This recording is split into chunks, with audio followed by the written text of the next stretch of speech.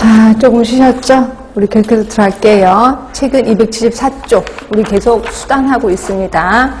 자, 건강관리실은 끝났고 이제 방문 들어갈게요.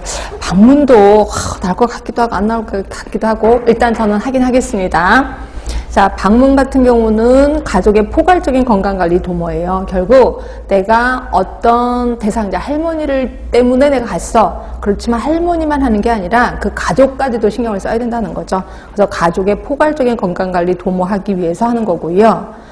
그 다음에 세 번째 보시면 환경도 관찰합니다. 가정 방문해서 환경도 보고 이렇게 한다는 거고, 그 다음에 결국 궁극적으로는 가족 스스로 문제 해결 능력을 증진시키기 위해서. 자, 가족 스스로의 문제 해결 능력 뭐예요? 말 그대로 셀프 케어죠. 그치? 적정 기능 수준을 높이기 위해서다. 이게 궁극적인 목적입니다.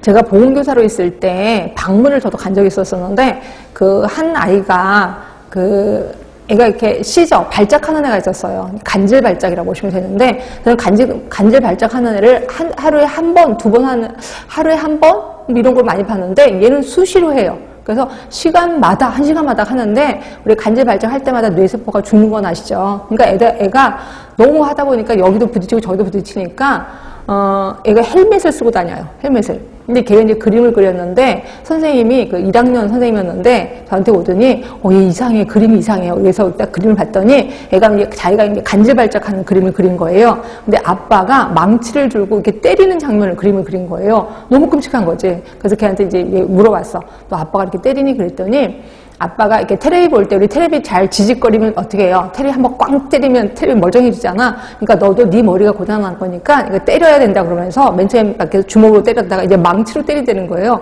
너무 화가 나잖아. 그래서 제가 안 되겠다. 니네 아빠를 좀 만나야 되겠다. 그래서 이제 걔 집에 갔어요. 갔더니 아빠가 이제 퇴근하고 오셔야 되는데 무슨 건설업을 하신대요. 건설 이렇게 그런 데를 하시는 것 같아. 그래서 기다리는데 아무도 안 오시는 거야. 한 7시, 8시가 됐는데 안 오시는 거예요. 그래서 아빠가 늦게 오시려나 보다. 그럼 자꾸 내일 올게. 그래서 간 거죠. 그 다음날 또 가서 기다리는데 또 안 오시는 거야. 그래서 제가 결국 못 갔는데, 결국 만나질 못했는데 나중에 봤더니 아빠가 그 앞에 골목에서 저를 보고 있었던 거죠. 그래서 선생님 만나면 무서우니까 아예 안 하겠다. 그래서 계속 거기서 지키고 있었던 거고, 저는 뭣도 모르고 기다리고 있었던 거고.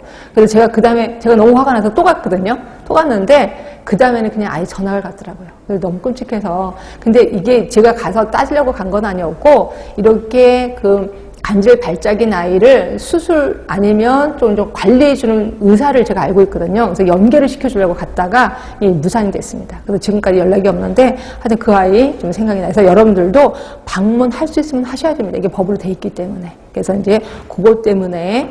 자, 그럼 방문 활동의 원리를 잠깐 보시면, 이거는 이제 우리 보건교사가 아니라 지역사회 간호사 생각하시면 될 것 같고요. 방문 시간을 미리 정하는 게 좋다는 거죠. 그래서 이 미리 약속을 한 달 전에 정할 겁니다. 그래서 한 달 뒤에 여기 올 겁니다라고 방문을 약속 시간을 정해요. 그런데 내가 여기 온 김에 그냥 살짝 들렸어, 이런 거 되게 싫어하시는 거 아시죠? 그래서 꼭 그 방문 시간에 꼭 가라는 거예요. 그 다음에 두 번째 보시면, 방문을 가서 내가 이제 최대한 내 자원을 활용을 합니다. 근데 내 자원 갖고는 안 되는 것들이 있어. 그래서, 인근 자원을 활용해야 될 때가 있거든요. 이럴 때는 지리적, 경제적으로 접근성이 용이한 곳부터 활용을 하라는 거예요. 그래서 가까운 병원, 가까운 의원. 근데 이때 거리적으로 가까운 것도 있지만 경제적으로 접근성이 용이한 것을 먼저 의뢰를 해줘라. 이렇게 되는 거고요. 나머지 읽어보시면 되는데, 동그라미 7번. 요거 하루에 여러 곳을 방문할 거예요. 내가 오늘 새 집을 갈 거야. 내 집을 갈 거야. 이랬을 때 문제가 되는 건 뭐냐면 내 몸이 매개체가 되면 안 되겠죠. 이러다 보니까 전염성 환자를 제일 마지막으로 방문해야 돼.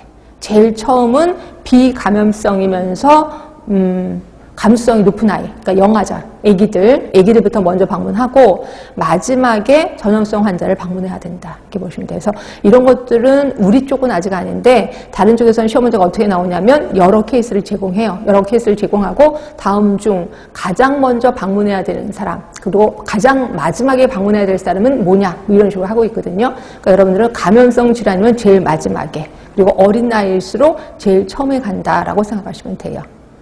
자, 그 다음에 그게 이제 하루에 방문할 거고요. 가로 3번은 일반적인 방문 활동의 우선순위를 해서, 이거 뭔 소리냐면 말 그대로 우선순위. 이런 케이스가 있을 때 내가 먼저 해결해 줘야 될 일이 뭐냐 이거죠. 그거를 가로 3번에 써놓은 겁니다. 개인보다는 집단의 문제를 먼저 해결해 줘야 돼. 그리고 비전염성보다는 전염성이 먼저야. 아까는 전염성을 나중에 가라면 그거는 하루에 가는 거고요. 하루에. 이거는 지금 우선순위 설정이야. 그래서 우선순위 할 때 그냥 배 아픈 사람이 그냥 뭐 고혈압인 사람이 있고 그다음에 그 장티푸스인 사람이 있어. 그럼 장티푸스부터 먼저 해결해 줘야 된다는 거죠. 결국 만성보다는 급성이 먼저라는 거고요. 생활 수준이 낮을수록 교육 수준이 낮을수록 먼저 가주라는 겁니다. 이건 이제 우선순위라고 생각하시면 되고 그 다음에 4번, 5번, 6번을 묶어서 4번은 방문 전 활동, 자, 5번은 방문 중 활동, 6번은 방문 후 활동. 요 세 개입니다. 그러니까 여러분들은 이걸 굳이 외우지 마시고 방문 전에 이런 거 하겠지, 후에는 이런 거 하겠지 라고 보시면 돼. 자, 방문 전에는 방문 대상자를 이해해야 되겠죠. 그래서 이 사람의 기록을 차트를 보고 이 사람 당뇨 환자구나, 혈당이 가져가야 되겠구나 라고 이제 다 미리 이제 대처를 해야 되겠지. 그리고 3번을 보시면 꼭 먼저 연락을 하라는 거예요. 물론 한 달 전에 약속은